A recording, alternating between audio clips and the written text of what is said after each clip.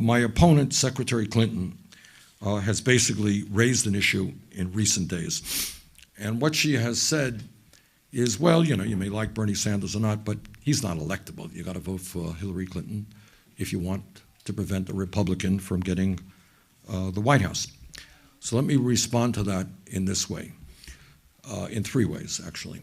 Number one, the last national poll that I saw was done by a group called Quinnipiac, which is a fairly reliable pollster, had us defeating Donald Trump by 13 points, almost double of what Hillary Clinton was defeating him by. That's number one.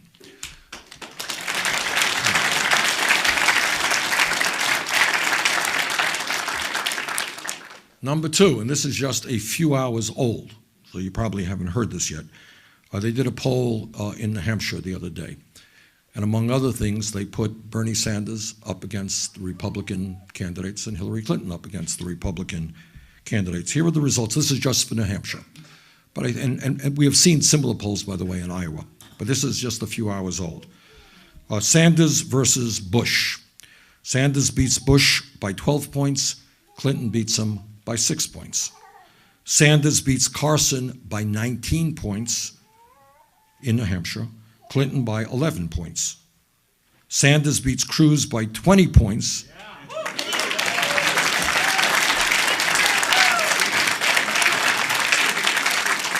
Hillary Clinton beats him by 8 points. If you want to be assured that we beat Cruz, I think I'm the guy.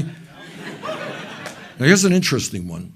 Sanders beats Marco Rubio by 14 points. Hillary Clinton by 3 points. She beats him by 3 points.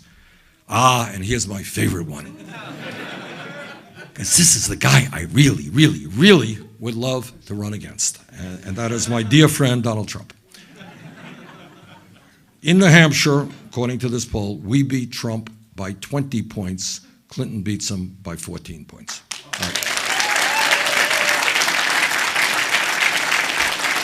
So, now, you know, different polls have different results.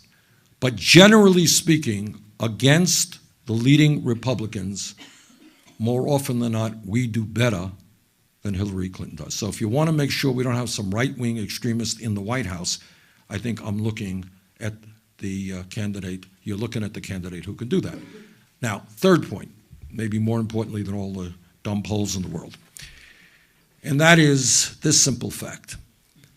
Republicans win elections when people are demoralized, when they give up on the political process, and when they don't vote. Republicans won a huge victory last November in the midterm election, huge victory.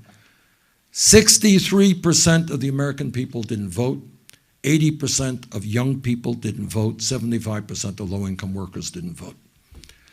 I think any objective assessment of our campaign versus Secretary Clinton's campaign in terms of voter turnout, in terms of excitement, in terms of bringing young people and working class people into the political process, any objective assessment will suggest that our campaign has a lot more momentum and a lot more energy than Secretary Clinton's campaign.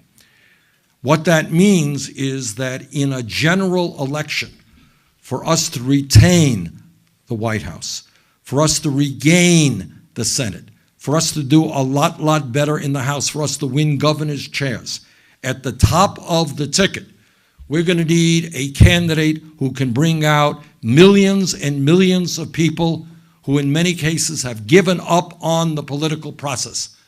And frankly, I think our campaign is the campaign to do that.